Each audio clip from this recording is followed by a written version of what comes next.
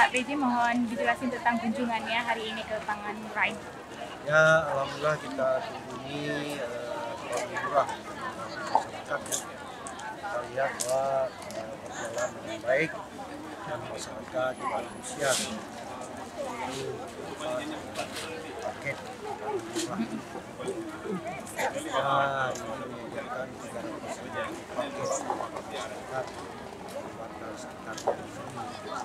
Kita lihat deh antusiasnya masyarakat, kita menyarankan nanti bisa menambah jadwal berikutnya di lokasi di sekitaran ini juga. Dan masyarakat bisa terbantu ya, karena dengan harga beras sekarang situasi seperti ini, harga beras ditekan dan masyarakat subsidi yang diberikan. Ini bagian daripada nomor 70. Ya. dari beberapa jenis barang.